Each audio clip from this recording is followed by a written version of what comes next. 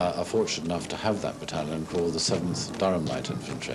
Yes. And this was a change in the title which Her Majesty the Queen approved late last year. It was a tremendous honour to be here today, and I think if those who had been there had seen the faces of the soldiers, they reflected that honour, and it's something which we guard, as I said, jealously, and we're very proud to be awarded the honour.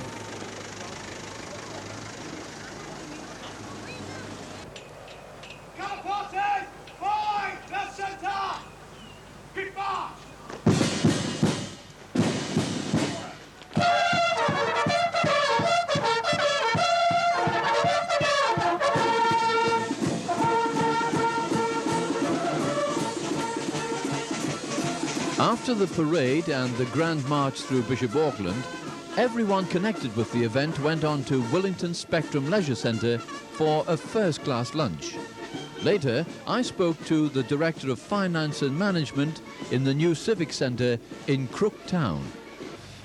Right, Alan Dobson. The first thought I had was you didn't just ring up somebody and say, right, we've decided to give you the freedom of the area. This is Weir Valley Council. Can you be there on Saturday? It didn't work. No, it doesn't work like that. With local authorities, obviously, any decision that the council make or any action that the council want to carry out has got to have a council decision. And John Richardson is the mind behind the situation, and he raised this matter at a council meeting and suggested that it would be a good idea if we could offer the freedom of Weir Valley, as opposed to any particular part of Weir Valley, to the light infantry. This was suggested at a committee meeting. It received unanimous support, and therefore the officers then got together, and the first thing, of course, we did was to ring the light infantry and say, well... So what was their reaction when you spoke to them? Delighted, absolutely delighted. And within a week we had a meeting with a representative of the light infantry, and internally I have a small working party of 6, 2 people from the leisure department and 4 people from my own department. And we just set about going through the procedures that we would have to identify to make the day a success. It's quite a complex organisation, really, in the sense that the Durham Light Infantry obviously is a high-risk regiment, and therefore, in addition to our own organisation, we had to take into account the requirements of the regiment themselves and also the requirements of the police force. Now, of course, you brought the police into it strongly, as we saw at the parade itself. That's right. And right. it's always a shame when something like this mars it, but nevertheless it was necessary. It was but necessary. I must say, I thought they were very discreet. That's right. Well, I have spoken to the Chief Constable since and congratulated him, because, in fact, a lot of people wouldn't realise that there were a lot of plainclothes men about as well. And I didn't feel the presence, in fact. And the presence we would feel probably was before the parade started, whereby the traffic was stopped.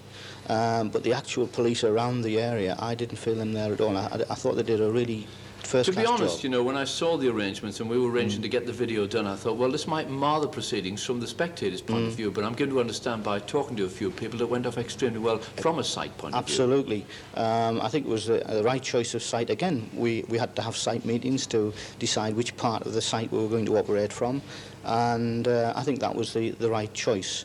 The people of Bishop Auckland were given adequate opportunity to see the regiment. The regiment, in fact, marched straight through the people as they were standing there, and I'm given to understand from the commander of the regiment that they had a response right to the armoury. I'll tell you what, Alan, it's still the most exciting thing in the world to watch these fellas almost galloping absolutely, around. Absolutely. The I don't speed know of those steps. I don't know how they do it. It was really amazing. You know, I had heard that, in fact, it was going to take 11 minutes. Yes. In one of our meetings with the Army, I had all the Army there. I had representatives of the band, the various parade masters and the rest of it. And when the commander said, well, how long will it take us to get from Bishop Auckland to the Armoury? And this chap in charge said, oh, 11 minutes, sir. And I said, well, not quite. And he said, yes, 11 minutes. Of course, at 140 steps a minute, they can It's soon do it, amazing. can't they? It's amazing. Yeah. I thought they were really very smart, very well turned out. Their organisation was superb. Well, I I'll mean- say it for you. Your organisation too was superb, and I'm talking as a slight outsider because I was watching it all and I thought it went off smoothly. Yes, everything linked together. A lot of credit due to all those people involved. A lot of people behind the scenes. The caterer, for instance, catering for 450 people Yes. in 2 separate halls. Tremendous job. The police themselves, I already mentioned. The regiment themselves, they put a lot of work into it. That's right. Yes. And of course, obviously, my own staff who really So all turned in up on all, the to day. sum it up, a worthwhile exercise. An excellent exercise, and we're looking forward to the regiment coming back another year to exercise their freedom.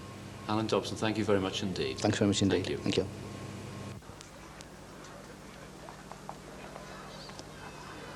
On a more regular basis, you too can express your admiration for the outstanding achievements and traditions of the Durham Light Infantry by visiting the Regimental Museum, which is situated on the outskirts of Durham City. Housed in a modern building, the museum features a comprehensive history of the regiment, the battle honours, and the men who fought and died for our country. The museum does not attempt to glorify war. It does, however, bring home the message that ordinary men who do ordinary jobs are able to perform extraordinary feats when dedicating themselves to fighting for freedom.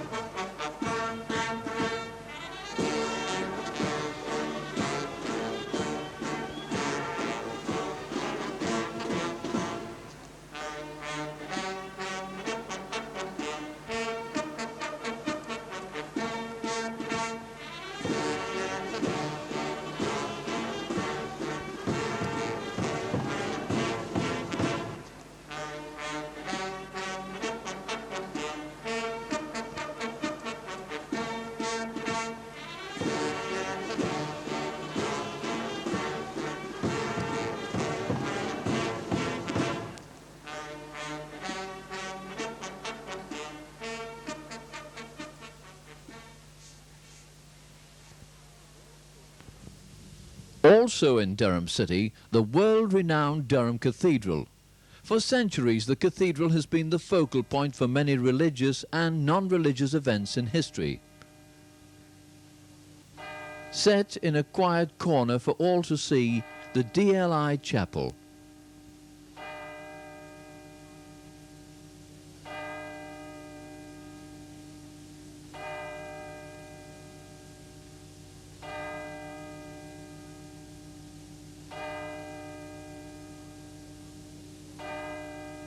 Daily, the pages of the Roll of Honour are turned to commemorate the men of the Durham Light Infantry who fell in battle.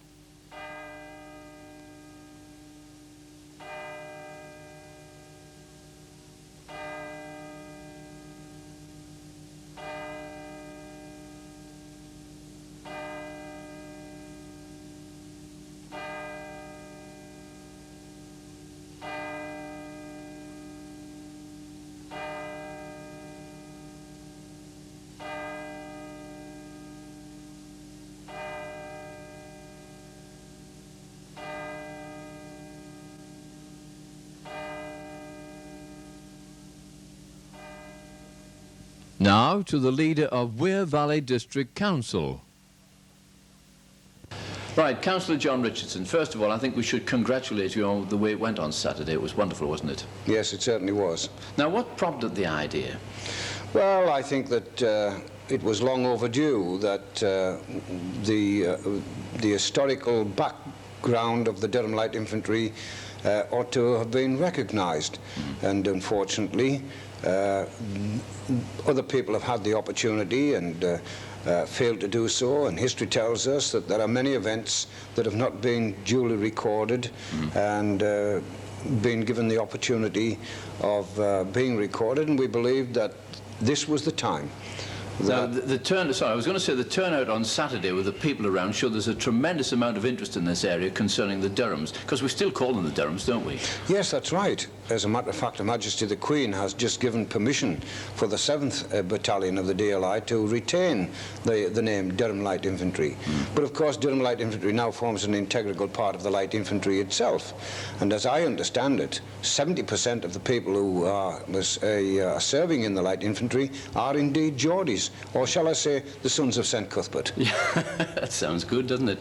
Actually, when you give the freedom of the district, I'm wondering why you didn't just give it for, say, Bishop Auckland or Crook, or just one area like that. Well, you see, we are the biggest district in the county of Durham. 50,000 hectares of land, 64,500 pop. The main recruiting centres for this particular part of the world was Bishop Auckland and indeed Crook. And outside of the boundaries of Weir Valley, Barnard Castle and Spennymoor. And indeed the Durham Light Infantry, for the first time in its history, was only in its native county, in Weir Valley, at Branspeth Camp.